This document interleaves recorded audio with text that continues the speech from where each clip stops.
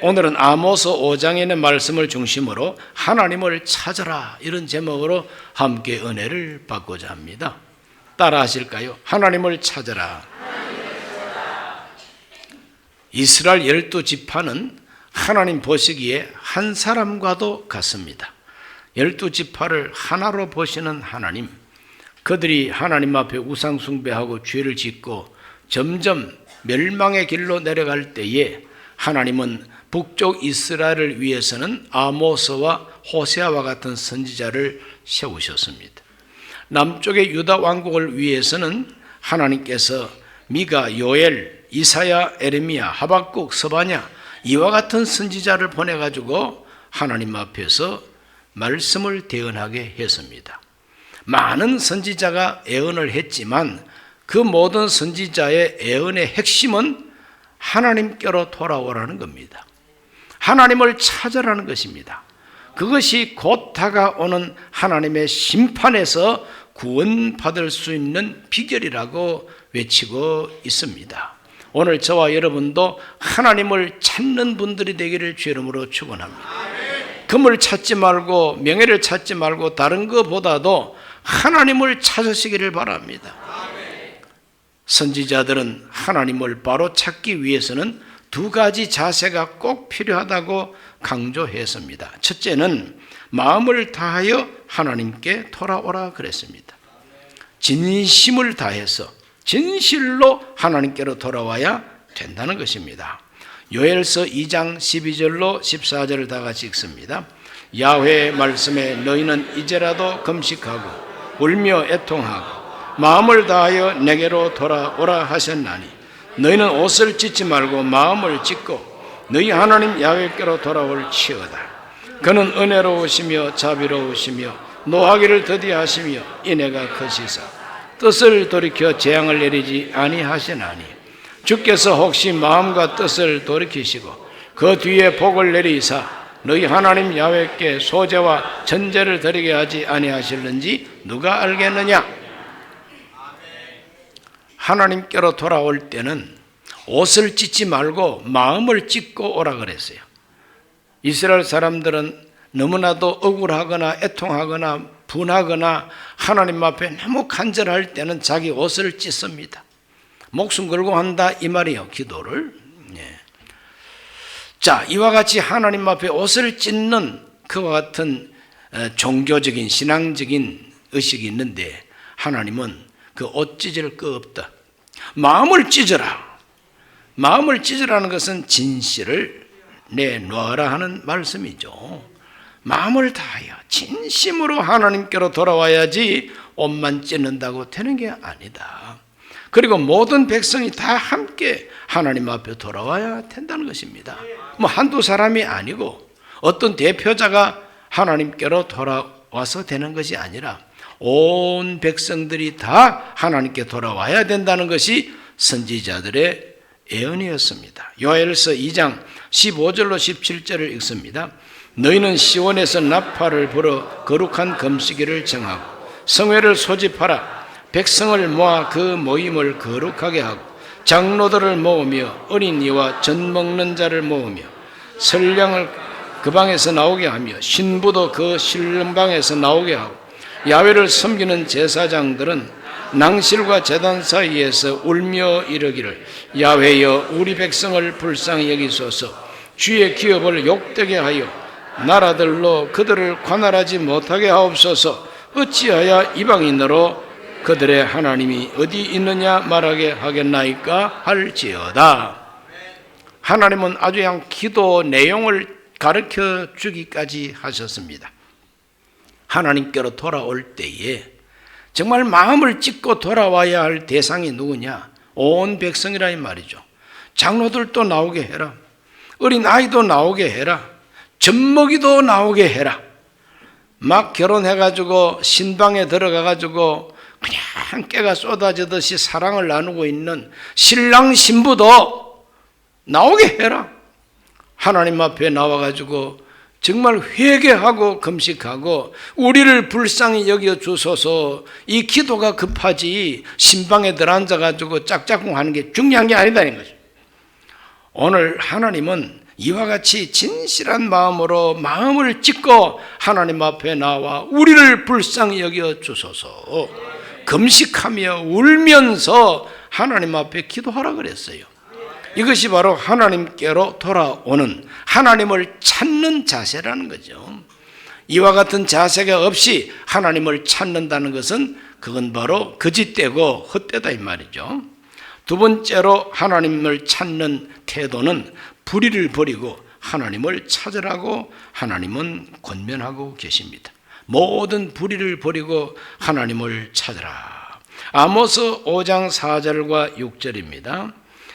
야훼께서 이스라엘 족속에 이와 같이 말씀하시기를 너희는 나를 찾으라 그리하면 살리라. 6절입니다. 너희는 야훼를 찾으라 그리하면 살리라. 그렇지 않으면 그가 불같이 요셉의 집에 임하여 멸하시리니 베들에서 그 불들을 끌 자가 없으리라. 하나님을 찾지 아니하면 다 불태워버린다는 말씀입니다. 어떻게 찾아야 바로 찾는 것이냐? 아모스 5장 12절에 보면은 너희는 허물이 많고 죄악이 무거움을 내가 아노라. 너희는 의인을 학대하며 뇌물을 받고 성문에서 가난한 자를 억울하게 하는 자로다. 하나님 보실 때 이스라엘과 유다 백성은 너무 허물이 많고 죄악이 무거워. 그 허물과 그 무거운 죄악이 무엇이냐? 그것은 바로 의인을 학대하고 뇌물을 받고 그리고 성문에서 가난한 자를 억울하게 한다 그랬어요. 성문에서라고 하는 말은 대놓고 많은 사람이 알아도 그냥 뻔뻔하게 이와 같이 정의를 굽게 하고 억울한 사람을 만들어낸다는 거죠. 아모스 5장 14절과 15절에 읽습니다. 너희는 살려면 선을 구하고 악을 구하지 말지어다. 만군의 하나님 야훼께서 너희 말과 같이 너희와 함께 하시리라. 너희는 악을 미워하고 선을 사랑하며 성문에서 정의를 세울지어다. 만군의 하나님 야훼께서 혹시 요셉의 남은 자를 불쌍히 여기시리라. 성문에서 하나님의 정의를 세우라는 것입니다. 공공연하게 이와 같이 하나님의 정의를 성문에다가 세우라는 것이죠. 이것이 바로 하나님을 찾는 자의 태도라는 것입니다. 그렇게 찾지 않고 엉뚱하게 찾아가지고는 안 된다는 거죠. 너희들이 내 앞에 와서 성회를 열고 내 앞에 소제와 번제를 올린다고 화목제를 드린다고 좋은 짐승을 잡아서 제사를 드리고 악기를 연주하면서 노래를 하고 찬양을 해도 하나님께서 말씀하십니다. 내가 그것을 듣지 아니하리라. 내가 너희들의 종교의식을 조금도 돌아보지도 아니하리라. 내가 너희 제물을 받지도 아니하리라.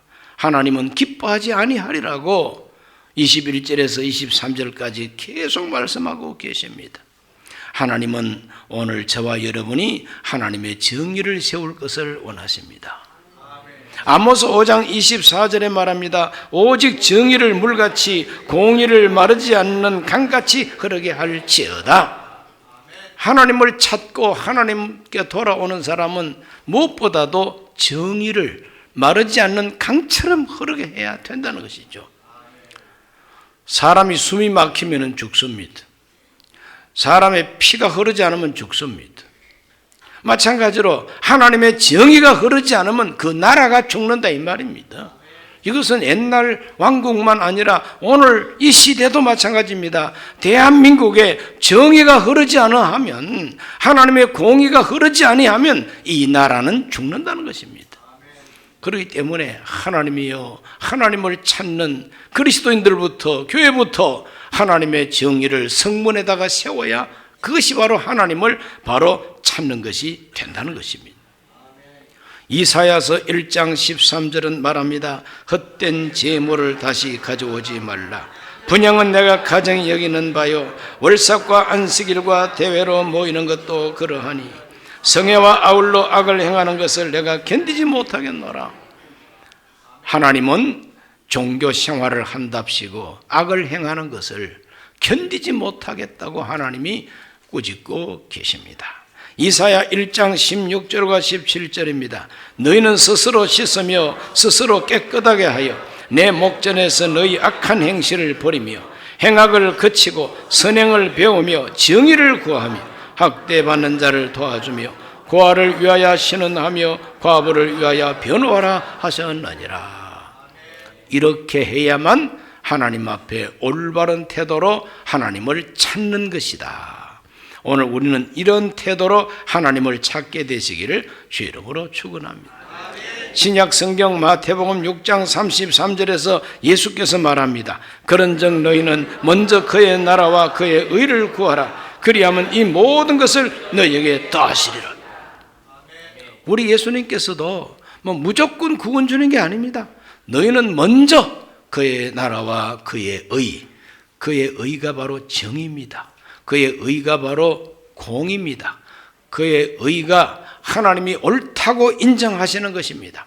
이것을 하나님 앞에 먼저 구해야만이 먹고 마시고 입는 문제가 해결이 된다고 성경은, 예수님은 가르쳐주고 있습니다. 선지자들이 예언한 그 예언의 핵심 내용이 이와 같이 하나님을 찾는 자는 마음을 다하고 옷을 찢지 말고 마음을 찢고 하나님의 공의와 정의를 흐르게 하면서 하나님을 찾아야 된다는 것입니다. 그런데 그렇게 예언을 했어도 그 이스라엘 사람들은, 유다 왕국 사람들은 하나님의 말씀을 듣지 않았다 그랬어요. 순종하지 않았다 그랬어요. 결국은 망해버리고 말았습니다.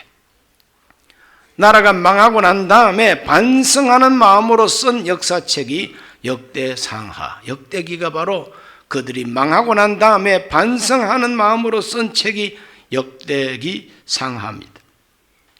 역대하 36장 15절과 16절에 보면 그 조상들의 하나님 야훼께서 그의 백성과 그 거하시는 곳을 아끼사 부지런히 그의 사신들을 그 백성에게 보내어 이루셨으나 그의 백성이 하나님의 사신들을 비웃고 그 말씀을 멸시하며 그 선지자들을 욕하며 야훼 진노를 그 백성에게 미치게 하여 회복할 수 없게 하였으므로 하나님이 갈대아 왕에게 던졌다 그랬어요. 갈대아 왕이 바로 바벨론입니다. 특히 유다 백성들이 이런 반성문을 쓰게 된 것입니다.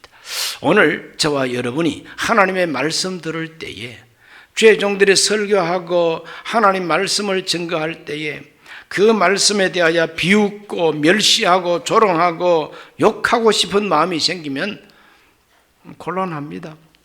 그러나 그 말씀을 듣고 애통하고 마음을 찢고 내가 바로 살아야 되겠구나, 하나님의 정의를 세우면 그 사람에게는 하나님의 구원이 온다는 것입니다. 오늘 우리 순범 강북교회 모든 교우들은 모두가 다 하나님 앞에서 하나님께 돌아와서 하나님을 찾는 분들이 되기를 주의 이름으로 축원합니다.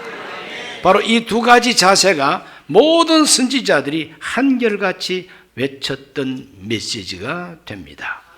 그렇게 하나님을 바로 찾기만 하면, 그렇게 하면은 하나님은 구원을 주신다고 약속했어요. 따라하십시다. 바로 찾으면, 하나님 바로 찾으면 구원을 얻는다. 이것이 또한 모든 선지자들이 외쳤던 메시지 됩니다. 하나님을 바로 찾으면 하나님은 반드시 구원해 주십니다. 요엘서 2장 18절과 19절을 우리가 한번 다 같이 읽어봅니다. 그때에 야훼께서 자기 땅을 극진히 사랑하시어 그의 백성을 불쌍히 여기실 것이라.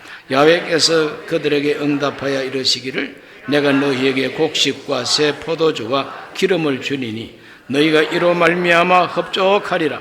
내가 다시는 너희가 나라들 가운데서 욕을 당하지 않게 할 것이며. 18절 시작하면서 이렇게 말합니다. 그때에, 그때가 어느 때냐? 하나님 바로 찾을 때. 그때가 어느 때냐? 말씀을 순종할 때에. 그때가 어느 때냐? 하나님의 정의를 세울 때. 그때가 되면은 자기 땅을 극진히 사랑하시고 자기 백성을 불쌍히 여기시고 메말라버린 저 들판에 곡식이 나게 하고, 그래서 곡식과 새 포도주와 기름을 주어서 흡족하게 할 것이다. 이거 경제적인 회복 아닙니까? 그리고 다른 나라 사람들이 너희들을 다스리지 못하게 하리라. 다시는 너희들이 욕을 당하지 아니하리라 그랬어요. 이거 얼마나 참 기쁜 소식입니까? 하나님은 그때에 이와 같은 구원을 베풀어 준다고 약속하고 계십니다. 뿐만 아니라 요엘서 2장 28절로 30절을 한번 읽어봅니다. 그 후에 내가 내 영을 만민에게 부어주리니 너희 자녀들이 장래일을 말할 것이며 너희 늙은이는 꿈을 꾸며 너희 젊은이는 이상을 볼 것이며 그때 내가 또 내 영을 남종과 여종에게 부어줄 것이며 내가 이적을 하늘과 땅에 베풀리니 곧 피와 불과 연기 기둥이라 그랬어요. 이 말씀이 시작하는 부분에 그 후에라는 말이 나옵니다. 그 후에, 그 후가 무엇을 의미하느냐? 회개한 후에, 하나님의 구원과 은혜를 받은 후에라도 계속해서 하나님이 은혜를 주신다. 그래서 신약 성경 사도행전 읽어보면은 베드로가 요엘서 2장에는 이 말씀을 인용하는 것을 보게 됩니다. 사도행전 2장 16절로 21절까지 다 같이 소리내어 읽습니다. 시작.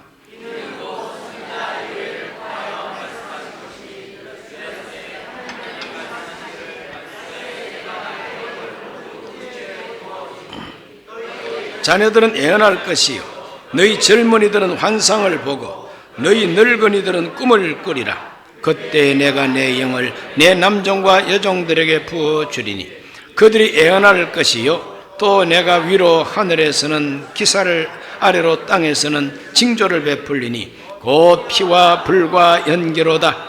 주의 크고 영화로운 날이 이르기 전에 해가 변하여 어두워지고 달이 변하여 피가 되리라. 누구든지 주의 이름을 부르는 자는 구원을 받으리라 하였느니라. 베드로는 오순절날 성령 받고 나오자마자 요엘 선지자가 애언한 그 애언이 바로 성령 받은 우리가 전하는 이 복음이라고 말합니다. 하나님의 영이 우리에게 임하시고 하나님께서 만민에게 하나님의 성령을 부어준다는 겁니다. 우리가 지금 성령을 받은 것이지 술 취한 게 아니라는 거예요. 아침 일찍부터 누가 술 취하여서 해롱거리는 사람이 있겠냐? 우리가 지금 술 취한 것이 아니라 요엘 선지자가 애언했던 것처럼 우리가 하나님의 영을 받았기 때문이다. 하나님의 영을 받으면 어린 아이들은 장래일을 말한다, 애언한다 그랬습니다. 바로 그것은 어린 아이들이 미래를 보는 눈이 열린다는 것이죠. 젊은이들은 환상을 본다 그랬어요. 환상은 비전입니다. 영어로 비전이 무엇이냐? 많은 사람들이 함께 바라보고 즐거워하며 나아갈 방향이 바로 비전인 것입니다. 오늘 이 시대 대한민국의 진정한 비전을 제시할 지도자가 필요합니다. 진정한 비전이 무엇이냐? 앞으로 대한민국이 어떻게 될 것을 비전으로 국민들에게 제시해서 백성들의 마음을 그냥 흥분시켜가지고 모두가 다 그렇게 한번 해보자, 이렇게 이끌고 나갈 수 있는 비전의 사람이 필요한데 누가 그런 비전을 가질 수가 있겠느냐? 하나님의 영을 받아야 된다는 거죠. 성령을 받아야 된다는 거죠. 너희 늙은이들은 꿈을 꾸리라. 꿈꾼다는 것은 희망을 준다는 말이고 꿈꾼다는 것은 즐거움을 준다는 의미가 됩니다. 연세가 자꾸 높을수록 늙은이라고 스스로 생각하시면 꿈꾸는 늙은이가 되시기를 주의 이름으로 축원합니다. 이와 같이 하나님은 성령을 부어주시기로 약속을 하셨습니다. 베드로는 계속 설교합니다. 사도행전 2장 38절과 39절에 베드로가 이르되 너희가 회개하여 각각 예수 그리스도 이름으로 침례를 받고 죄사함을 받으라. 그리하면 성령의 선물을 받으리니 이 약속은 너희와 너희 자녀와 모든 먼데 사람 곧 주 우리 하나님이 얼마든지 부르시는 자들에게 하신 것이다. 예수 믿고 침례받고 죄사함 받으시기를 바랍니다. 그 사람에게 성령의 선물을 준다 그랬어요. 그 성령의 선물이 바로 어린 아이들은 애언하고 젊은이는 비전을 보고 늙은이는 꿈을 꾸는 바로 그것이 성령이 주시는 선물인 것입니다. 이렇게 하나님의 성령이 주시는 선물을 받은 크리스찬들이 나라를 살릴 수가 있습니다. 한 가정을 진정 행복하게 할 수가 있습니다. 하나님이 세우신 구약의 선지자들이 외쳤던 이 메시지는 옛날 사람에게만 준 메시지가 아닙니다. 성경에 기록된 이 자체가 누구든지 읽는 자마다, 이 말씀을 접하는 자마다 하나님께 돌아오라는 것입니다. 하나님을 바로 찾아라는 것입니다. 옷을 찢지 말고 마음을 찢으라는 것이죠. 하나님의 정의와 공의를 성문에다가 세우라는 거예요. 마르지 않는 강처럼 흐르게 하라는 겁니다. 그렇게만 하면 하나님은 구원해 주신다는 거죠. 비전을 주신다는 겁니다. 성령을 부어 주신다는 겁니다. 숨이 막히면은 목숨이 끊어지고, 핏줄이 막히면은 반신불수가 되든지 목숨이 끊어집니다. 정의가 막히면 나라가 망합니다. 오늘 저와 여러분, 우리 속에 성령의 역사가 끊어지면 우리 영혼이 죽습니다. 인생은 파멸합니다. 그러므로 흐르게 해 주셔야 됩니다. 소통이 돼야 됩니다. 오늘 우리 가정과 우리 개인에게 하나님의 은혜가 강물처럼 흐르게 되시기를 주의 이름으로 축원합니다. 이 대한민국 사회에 하나님의 정의가 강물처럼 흐르게 되시기를 바랍니다. 이것을 위해서 우리는 기도해야 되는 것이고, 이것을 위해서 하나님 앞에 참여하셔야 되는 것입니다. 기도하겠습니다. 존귀하신 아버지 하나님, 선지자들을 통해서 주신 하나님의 메시지를 오늘 다시 한번 우리 가슴 속에 담았습니다. 주여, 막히지 않게 하여 주옵소서. 우리의 목숨줄이 막히지 않게 하여 주옵시고, 대한민국의 목숨줄은 하나님의 정의와 공의인 줄로 믿습니다. 막히지 않게 하여 주옵시고, 성령 충만히 막히지 않게 하여 주셔서 우리 영혼이 살게 하여 주옵시고, 하나님의 구원과 복을 받게 해 주옵소서. 예수님 이름으로 기도하옵나이다. 아멘.